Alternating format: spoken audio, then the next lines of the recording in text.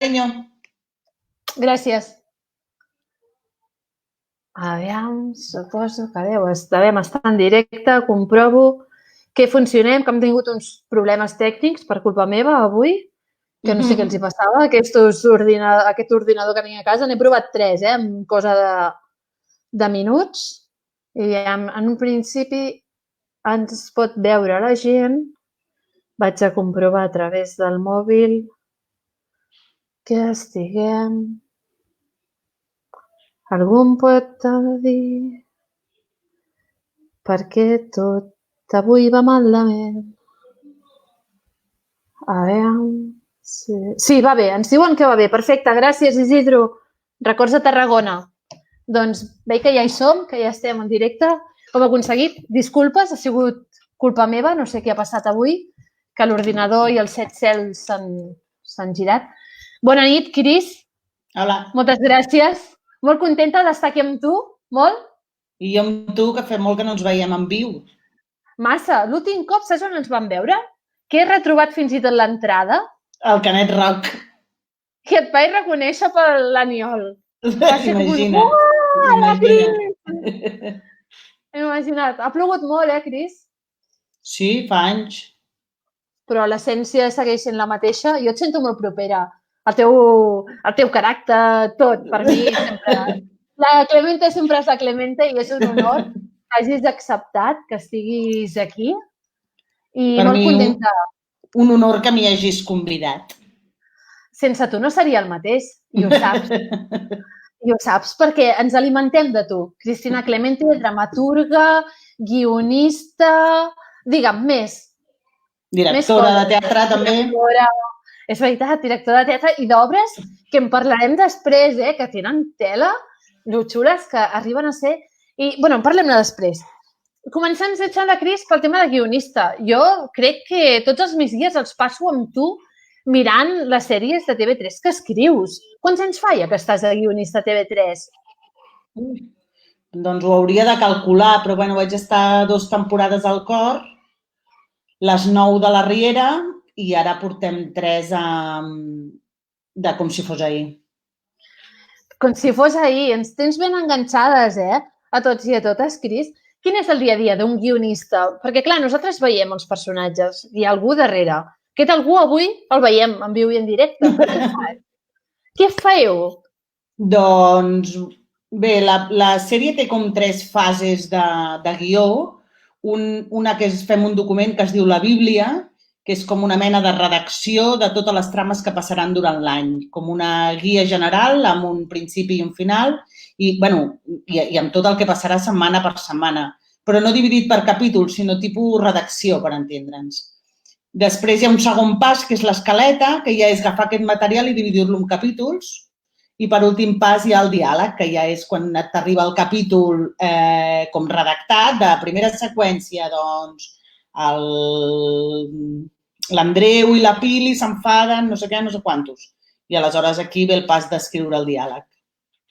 I tot això, ara que està de moda el teleworking pel tema del confinament, ho pots fer des de casa o has d'anar a trobar-te amb els companys? És que el que són diàlegs ho fem sempre des de casa, ja abans de que passés el coronavirus. I la resta, la Bíblia, com que s'escriu entre 3 persones, sí que són reunions presencials i després ho redactes tu sol a casa teva, i les escaletes són també 2 dies de reunions setmanals on es pacta conjuntament què passarà a tots els capítols d'una setmana i després també ho redactes a casa teva.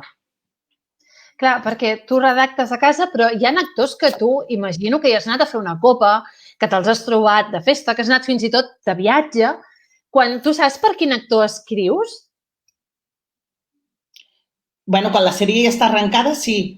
A vegades, quan és l'inici, encara no sabem qui ho interpretarà i quan són personatges que apareixen de nou, normalment els primers dies o a vegades fins i tot durant un mes, escrius sense saber qui ho farà. Però és molt més xulo quan saps qui ho farà perquè, clar, hi ha una part del personatge que la porta íntegrament l'actor. Clar, i llavors, si tu el coneixes... I no només física, no només física, tampoc. De caràcter, no? Sí, de caràcter, de gestos, no? Potser? Sí. De tot, sí. Si tu el coneixes, jo ara penso en la Sílvia Vera, per exemple, que jo sé que tu la coneixes molt. Som molt Li amigues, fas alguna trastada de guió? Allò com de complicitat, però penses, ostres, ara el personatge de la Marta, que és el que actualment està fent la Sílvia com si fos ahir, ara li fico això així com per, no sé, o no, o ets molt bona nena? No, no és per bona nena o mala nena. El que passa és que, clar, és una feina molt col·lectiva. Jo podria posar com a molt un guinyo de diàleg, que normalment és el que faig jo a la tele. Bueno, a vegades també d'escaletes. Sí, alguna vegada sí que ens fem algun homenatge amb gent que ens coneixem i així, una cosa sutil.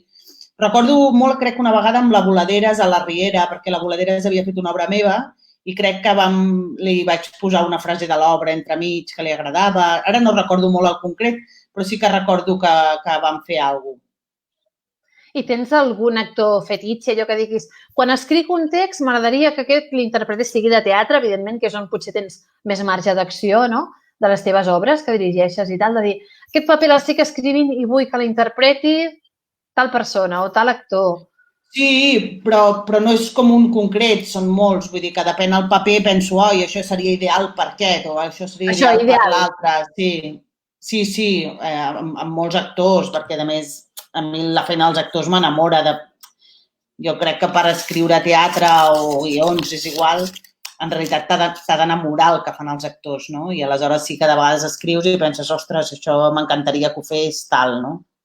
I fins i tot de vegades te l'imagines, aquest actor, i després ja quan ho has de fer, si no ho pots fer, doncs li poses la cara d'un altre. Cap problema, no? Fas un copiar-pegar, però... Sí, i ja està. Ho arreglem. Quan escrius, Cris, jo imagino que al principi, com tots els que escrivim, és més espontani, no? Però després et vas encursetant en base a el que saps que quedarà bé, que les regles tècniques? O tu vas... A mi m'agrada molt una frase del Javier Daute que diu escribe como un niño, repasa o reescribe como un matemático.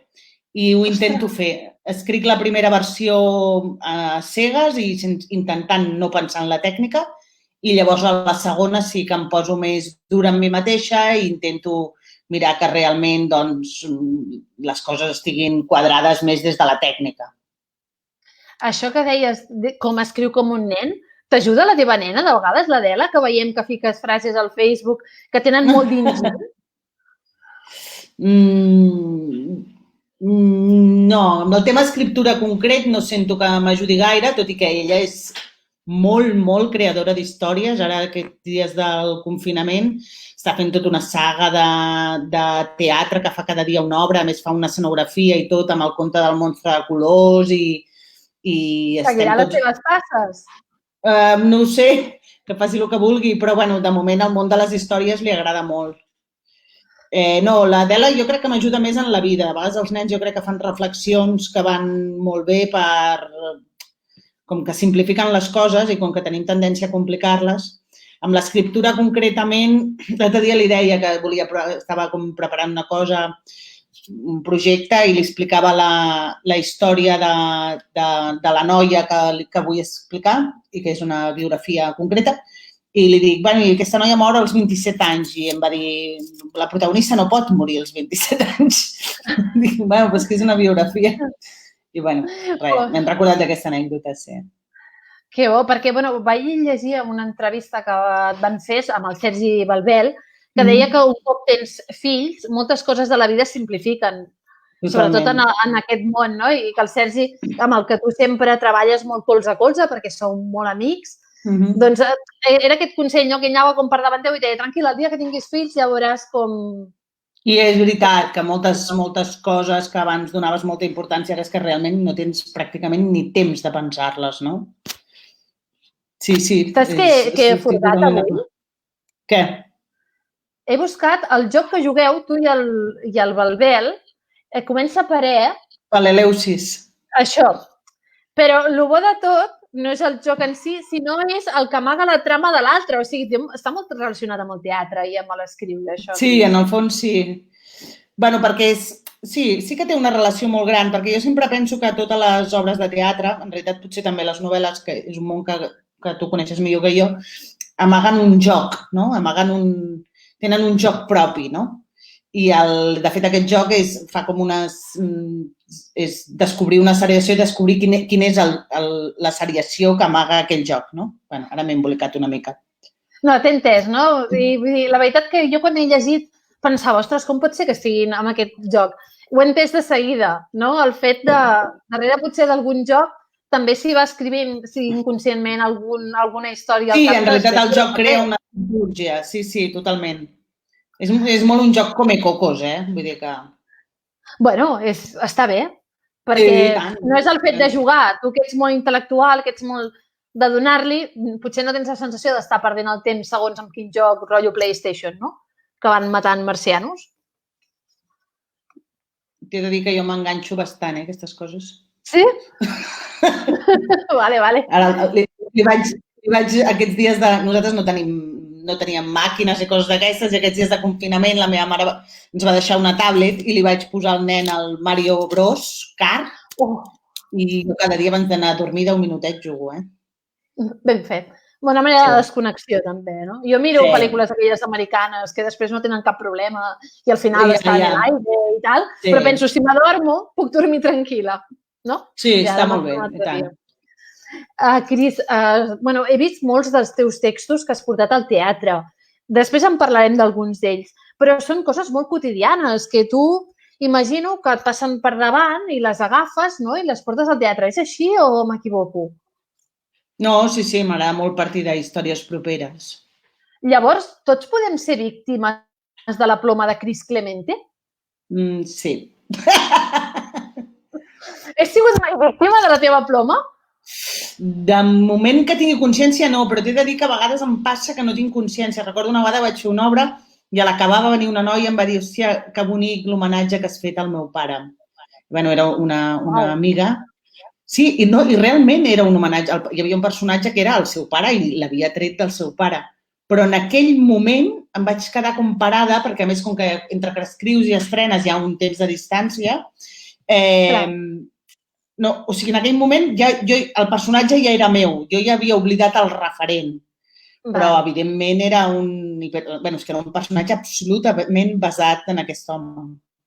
Que fort, no? I a més, que et vingui la filla reconeixent-ho, però a vegades pinzellades en personatges com més quotidians. Sí, és que de fet fins i tot el personatge tenia el nom. Ostres, aquí ja no vas ni borrar ni res, vull dir, directament, sense filtre, vas anar. Em sents? Sí, perquè Sí, perquè realment era un homenatge, perquè a més aquest home havia mort, era un senyor gran. Sí, de fet, tenia el mateix nom i tot. No tenia per què amagar-me, perquè no deia res dolent del personatge. Tampoc no era exactament igual, però sí que era un personatge que a més li agradava molt el futbol, era una obra sobre futbol i... La Champions particular? No, és una obra que es diu Zeppelin, que se n'han fet lectures però no s'ha estrenat mai. És de les primeres, sí. És de les primeres, no? Em sona? Sí. De fet, la primera. El que passa que aquesta vam fer una lectura a la Beckett però no l'hem estrenat mai en un teatre. Algun dia potser mai se sap. Tot i que crees tant que suposo que l'evolució d'un mateix deu fer vertigen, no, Cris? De quan vas començar amb ara? Sí, jo soc molt poc de mirar enrere i tal. Sí que de vegades m'aturo i penso, ostres, que bé puc estar treballant del que m'agrada i... Sí, però ha anat tot com a poc, a mi això m'agrada perquè no m'agraden les coses com molt ràpides. Llavors, no sé. Sí, estic contenta, la veritat que estic feliç. Me n'alegro i nosaltres compartim la teva felicitat perquè ens alegra molt. Les teves obres de teatre, Cris, sempre tenen crítiques cap a la societat, plantejant dilemes morals. No sé, recordo, per exemple, Andrea Pixelada, Tibidabo, Nit a Ràdio 2.0, entre d'elles. Sacsejar el criteri de l'espectador, creus que és feina del creador? Sacsejar el criteri de l'espectador és feina del creador? O fer-lo reflexionar. Bueno, jo en realitat el que intento és sacsejar el meu propi criteri. I això de vegades condiciona el dels altres, perquè a mi també hi ha una cosa que em genera molt debat ètic a mi mateixa, debat moral, que és aquesta mena de vegades discurs que tenim els autors de com una mica moralitzador, de hem d'ensenyar, hem de fer reflexionar, I jo penso, bueno, no tinc per què pensar que l'espectador sap menys coses que jo. Vull dir, jo explico una història i a partir d'aquí... És veritat que quan et poses a escriure-la sí que vols sacsejar-te tu, no? I això condiciona moltes vegades sacsejar l'espectador. Bueno, jo crec que sacseges i molt, no? Perquè després els teatres estan plens, la gent va veure les obres de Chris Clemente precisament perquè es diferencien, no?, d'altres autors que escriuen coses més tranquil·letes. Tu potser ets molt directe, parles de temes molt actuals també, els youtubers... Jo encara recordo la Pat Wifi, que estava aquell pobre actor allà així tota l'estona, saps? Però en el fons la repesques amb el temps i tenia raó. Sí, és una obra que vaig encertar, que era aquella que anava cap al futur i Déu-n'hi-do la de coses que vaig encertar. Me'n recordo que a més posava que Marc Márquez guanyaria 5 mundials i després ara ja n'ha guanyat més, crec, no sé, però sí, fins i tot detalls tontos que van passar després. El to irònic de la teva ploma a l'hora d'escriure, de què és herència? Del teu pare o de la teva mare? Del meu pare, indiscutiblement. És una persona molt, molt irònica, tot i que ma mare a vegades també, Déu-n'hi-do. A casa nostra es fa servir molt la ironia en general. Tots 4, però el rei de la ironia era el meu pare. I la reina de traspassar aquesta ironia, que de vegades és més fàcil de paraula a paper, ets tu. Perquè ha de costar, no, Cris? No sé. A tu et surt, no? Tot flueix. Sí, perquè realment la ironia està molt instal·lada en la meva persona. Vull dir que no... Sí, em surt perquè jo sóc així. No és una cosa forçada, realment. La ficció educa? Sí, aquest és el debat moral que et deia abans. Sí, la ficció educa, sense cap mena de dubte educa, però jo també penso molt que educa més en allò que no pensem que educa. O sigui, m'explico millor. Quan tu fas una història, el que seria la història en si és una cosa que tots som capaços de generar un debat crític o de criticar-ho o d'analitzar-ho, no? Si fas una història d'una parella que se'n van a la guerra i moren a la guerra, no? I tots diem, però clar, la guerra, però no sé què, no sé quantos. Però per mi, en realitat, el que educa més és el que jo li dic les circumstàncies donades del relat. És a dir, doncs, per exemple, ara que estem amb els temes de feminisme, ara que estem i que espero que estiguem molt de temps, el fet de triar una parella heterosexual, no? Això que l'espectador sempre dona per fet són moltes decisions que fan que, sobretot, si tota la ficció marca uns valors, inevitablement en els nostres caps allò està quedant com el patró vàlid. M'he enrotllat una mica, no? No, t'he entès. Llavors hem d'anar fent perquè aquest pòsit que tenim solidificat, mica en mica, no? Vagi, és com els anuncis. Jo crec que sí. Jo crec que sí, però no crec que sigui una cosa només de la ficció, sinó de la societat, no? Que ens hem de qüestionar una mica més segons quines coses, no només de feminisme, també de capitalisme o de perquè l'objectiu a la vida és treballar i no una altra cosa, no ho sé. Però, de fet, és que ara estava llegint a la Montse que diu que la Cris és punyent. Bueno, la Cris és molt potent. La Cris és la Cris, o sigui, per sempre, sí, et quedes enganxat per sempre. Sens dubte que és així. Ara la Montse m'ha descol·locat una mica, algun lloc estrany on hagis escrit... O sigui, el lloc més estrany que dius, m'ha vingut una idea, jo què sé, al lavabo del teatre, no sé què. No recordo, però si vols t'explico una anècdota que em feia molta gràcia a mi mateixa. L'any abans d'escriure el T6, que era la primera cosa una mica més gran que feia, a l'estiu, estava molt angoixada perquè ho havia d'escriure i sense aquella responsabilitat de que has de fer una obra gran i si no seràs capaç, aquestes coses que tenim els escriptors. I vaig agafar ens vam anar amb la Marta Butxaca i el Guillem Clua a una residència d'escriptors a Irlanda. Primer vam anar, a Grècia, que tenen uns projectes molt xulos, molt barat i tal. I vam anar uns dies a Grècia, després vam estar, no sé si era Setmana Santa i estiu, és igual, a Irlanda, en una casa d'escriptors, un lloc amb un llac, no sé què, jo amb l'ordinador amunt i avall. Després crec que també vaig estar en un apartament que tenien els meus pares a la platja. I l'obra la vaig acabar escrivint a la cuina de casa meva. Bueno, diuen que les cuines són el centre neuràlgic, no?, de les cases. Sí, jo ara tinc una cuina de merda que no té ni taula, però en aquell moment era l'espai més bonic del piset que teníem i realment les cuines tenen molt d'encant, sí. Que bo. Ara vull parlar, Cris, dels premis. Has estat molt premiada. Premis Gaudí, els Goya, amb la pel·lícula Eva. Molt nominada, molt premiada. No va estar premiada al Goya, la Eva? Sí, va estar nominada, però no... Bueno, va guanyar com a director novell, potser. I els Gaudí sí que va guanyar millor pel·li. A millor pel·li. El Gaudí va guanyar millor pel·li, no millor guió. I després, els tornejos de dramatúrgia. Sí, aquí sí que he guanyat moltes vegades. O sigui, jo crec que ets com una mica el Barça, no?, que vas repetint. O sigui, vas, com ens diria en futbol, allò que vas consolidant, no, ja t'ho diré demà. Que vas revalidant, això, que vas revalidant els títols, no?, perquè els vas enllaçant. Bueno, jo crec que amb els Facebooks i tot això sembla que un no pari de guanyar, però bueno, vaig guanyar el torneig de Girona i el de Buenos Aires. Però el de Girona 2 anys seguits. No, el de Girona vaig guanyar un any i l'altra vegada, que no era seguit, eren uns anys abans, perquè només hi he participat 2 vegades, vaig quedar segona. Va guanyar el Jordi Galceran. I després vaig quedar segona també al torneig de Madrid.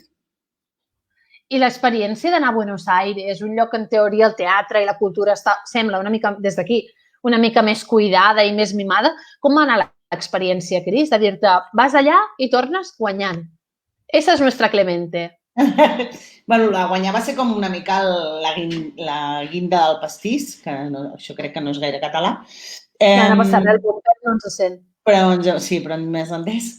El viatge va ser una experiència xulíssima. A més, hi vaig anar amb la Marta Aran, que és una altra dramaturga, que no ens coneixíem pràcticament, i vam riure molt. Realment, aquella sala és una cosa preciosa per qualsevol amant del teatre, perquè és una sala petita que s'hi reuneix gent cada dia, va la gent només a aprendre alguna cosa per estar allà i parlar de teatre. Sí, és molt, molt bonic. Molt fàcil, no, també? Sí, per mi que soc molt noctàmbula, era com meravellós dir aquesta gent es queden aquí cada dia fins les 4 i les 5 del matí xerrant. O sigui, anar a un lloc que a més jo era la primera que tenia son, se'm feia tan raro perquè sempre jo continuaria i la gent sempre diu de marxar i jo penso que sí, estem aquí la mar de bé. I això, i va ser molt maco perquè, clar, l'únic que fèiem era veure, xerrar de teatre i fumar. Per mi, una panacea. El paradís, no? Però vas tindre que tornar aquí. Sí. I la realitat de vegades aquí no us mima, no us cuida el món del teatre. Com està ara amb el tema del coronavirus? Vaig llegir ahir, em sembla que era un tuit teu que preguntaves que si tenien algun pla als teatres o tenien algun pensament de com actuar a partir d'ara. N'has tret aigua clara, Cris? De moment no, però crec que avui ha sortit una nota de premsa del Nacional dient que la setmana vinent diran alguna cosa. No sé si diran alguna cosa o què faran, però sembla com que sí que van... Sí, no, jo suposo que tothom deu estar treballant per pensar què fan, però no sé, a mi m'agradaria que ens ho compartissin una mica, perquè, clar, ja portem 2 mesos de confinament i la majoria de teatres no han dit res. Jo no sé els motius, vull dir que igual no sé si els hi han pres pressupost, si no, i tampoc no sé si és aquest el problema, però en qualsevol cas penso que ens hauríem de fer una mica còmplices informar-nos a la professió per saber què podem fer, a la professió i al públic també, no? Bueno, al públic sí que van enviar un mail dient que havien que tancaven la temporada, però bé, clar, alguna cosa s'ha de fer. Hi ha molta gent ara... I no ho dic per mi, que jo tinc algunes feines i coses, però bueno, hi ha molta gent que s'ha quedat sense feina ni sense portes on trucar. I penso que els teatres, i de fet no només els teatres, o sigui, cultura, la conselleria, algú hauria de dir alguna cosa de quin plan hi ha per tota aquesta gent. No? Sí, I pensar alternatives, perquè el teatre... Ara mateix, tal com ha sigut sempre, no es pot fer. Esperem que sí que es pugui tornar a fer, però mentrestant alguna cosa haurem de fer. Vull dir que els dramaturgs, per exemple, podem escriure, perquè no podríem encarregar textos, es podrien fer coses. És una cadena. Sí. Perquè suposo que també la tele està parada. La tele està parada també, sí, no poden rodar. Us han dit alguna cosa?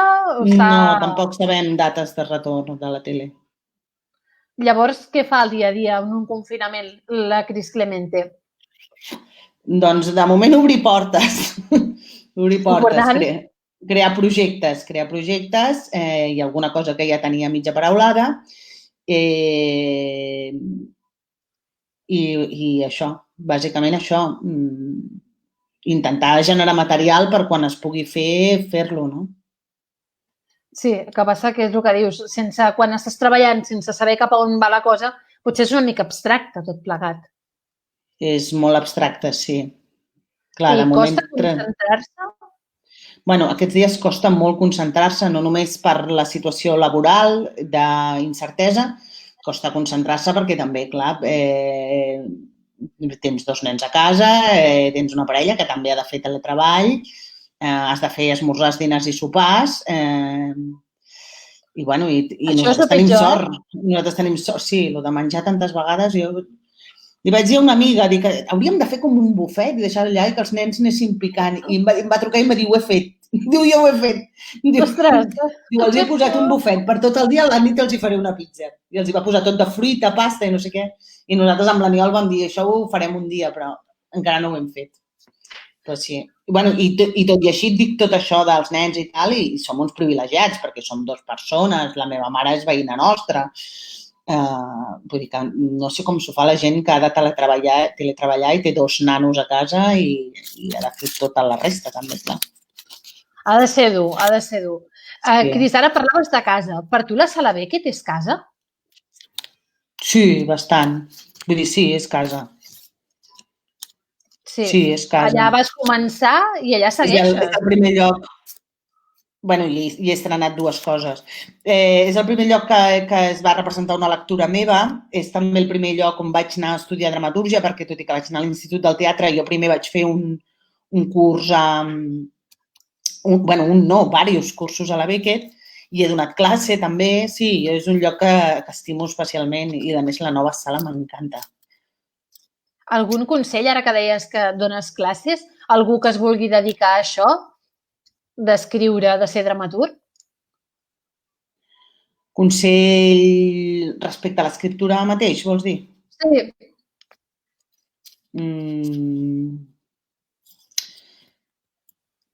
Li diria que escrivis molt i que no es conformés amb el primer resultat, que reescrivís molt, també. Tu reescrius molt? Sí, molt. Jo m'he de parar, perquè no ho donaria mai per acabat. I llavors arriba un moment que he de fer com un esforç. Amb això m'ha ajudat molt la tele, perquè a la tele, com que hem d'entregar un capítol cada setmana, no hi ha temps de revirar-s'ho molt. I m'ha ensenyat molt a fer-ho, a dir, bueno, fins aquí, sí, ho podria arreglar més, però ja està, fins aquí. Perquè com més ho arregles, no causen la perfecció i després perds espontaneïtat? Ojalà caigués amb la perfecció, no. La perfecció no, amb això nostre no existeix. No, ja m'agradaria caure en la perfecció. Bueno, o un intent de perfecció, vull dir, allò que saps aquesta coma en lloc d'aquí a aquí, llavors ja anem... Sí, jo no soc tant de purista de la frase perfecta, no. En realitat és més una cosa com general, aquest personatge potser hauria de ser més així, això més aixà.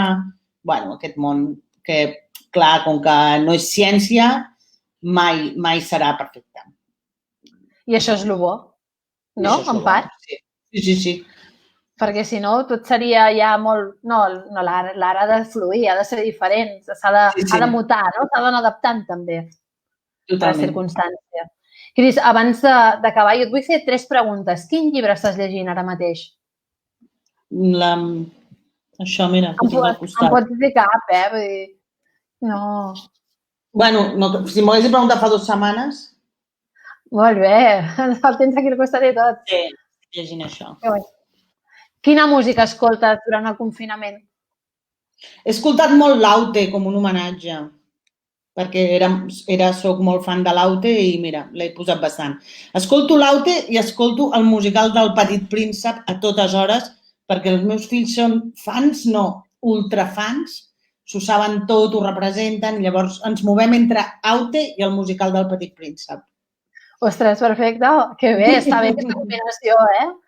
Vull dir... De fet, el llibre El Petit Príncep diu molt, no? Sí, I també està bé com a adults de tant en tant recuperar-lo. Si tens nens ja és la joia. Sí, perquè llavors total. tornar a la visió d'ells amb aquest llibre, no sé, jo espero que... Jo t'he de dir que l'he entès més amb ells, eh? Ells, per mi, la primera vegada que el van sentir el van entendre millor que jo en el seu moment. Bueno, també les generacions han canviat, no? També tenen altres visions, tenen altres criteris. Sí, jo crec que a més és un llibre que té alguna d'especial o sigui, és un llibre per ments obertes. Clar, jo com que a més soc molt però si el protagonista ha fet això, no? Ha fet allò tal... Jo no, la primera vegada no vaig llegir El Petit Príncep de petita, crec que era bastant gran ja, igual tenia 20 anys o així. Sí, jo també era gran quan el vaig llegir, però crec que el vaig llegir pensant massa complexament. Exacte. I de vegades era més simple, saps? I llavors era quan topàvem tot i no m'agradava. Per això et dic que els nens a vegades l'entenen millor perquè no estan buscant, sinó es deixen portar més, no? Més oberts. I amb quina obra de teatre t'has deixat portar tu més, Cris? Amb quina obra de teatre? Bueno, de les teves, eh? Ah, de les meves!